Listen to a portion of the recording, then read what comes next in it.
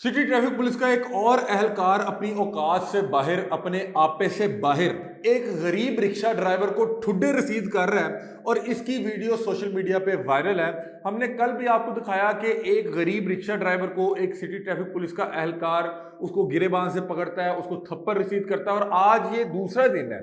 मतलब कल हमने वो आपको वीडियो दिखाई, उसकी हकीकत बताई, आज दूसरा दिन है। एक और सिटी ट्रैफिक पुलिस का अहलकार उसी अंदाज में बीच चौक में, बीच चौराहे पे एक गरीब रिक्शा ड्राइवर को रोकता है, उसको ठुड्डे मारता है, उसकी तशरीफ पे ठुड्डे रसीद करता है और उसके साथ जो रिक्शे में खवातीन मौजूद थी, उसकी फैमिली भी हो सकती है, उसके साथ खवातीन सवारियां भी हो सकती हैं, उनको बाकायदा तौर पे अब्यूज करता है। और उनका जुर्म क्या था कि इत्थे प्रोटोकॉल लगा है। अब इस वाक़े की वीडियो इस वक्त सोशल मीडिया पे वायरल है और ये वीडियो गालिबन वहां पे मौजूद एक आम शहरी बना रहा था, जिसको वाक़यातन ये एक चीज़ मुख्तलिफ लग रही थी कि ये क्या हो रहा है।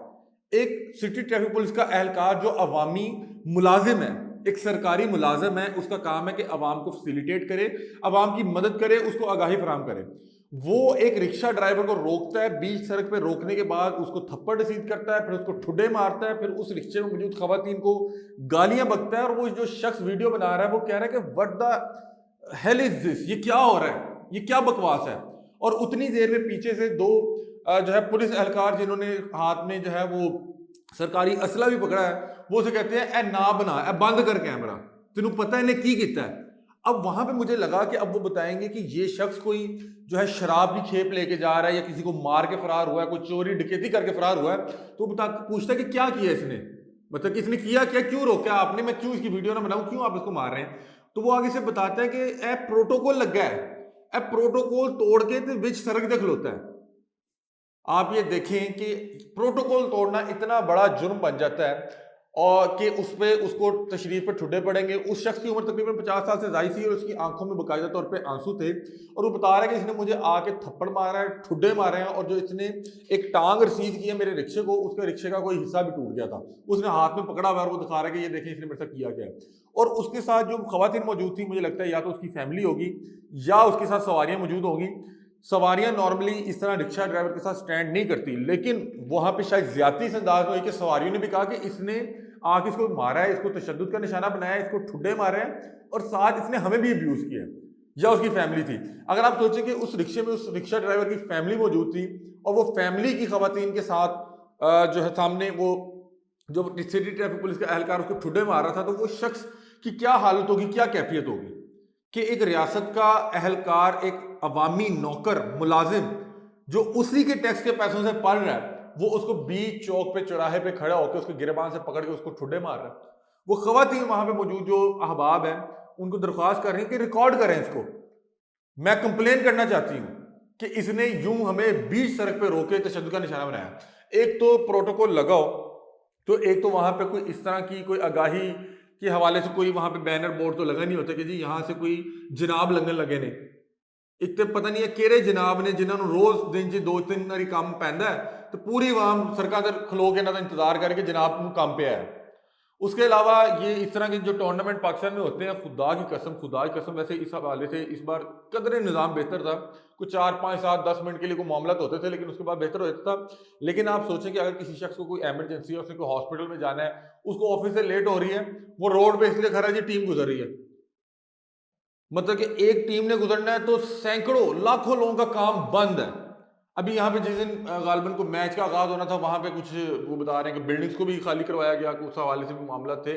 तो बहरहाल दरख्वास्त ये है कि जो रियासत होती है वो अवाम के साथ होती है और ये जो तमाम इदारे हैं ये अवाम की फलाह बहबूद के लिए बनाए गए हैं। और ये सरकारी नौकर सरकार की वर्दी पहनने के बाद हमें अपने बाप का मुलाजिम समझते हैं और बीच रोड पे चौराहे पे खड़े होके, चौक चौराहों पे हमारे भाइयों की, बहनों की, हमारे बुजुर्गों की इज्जतें तार तार कर रहे होते हैं। वो वहां पे जो शख्स को गिरबान से पकड़ के ठुड्डे मार रहा था, वो उसका कोई उसके साथ कुछ जाती रंजिश नहीं थी।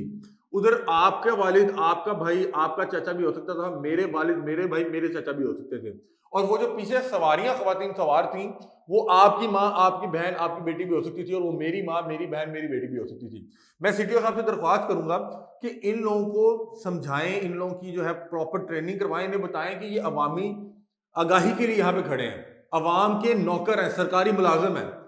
किसी भी शख्स के गिरेबान पे हाथ डालने की क्या मतलब कि इसके पास वजह हो सकती है, क्या इसके पास मंतक या लॉजिक हो सकती है?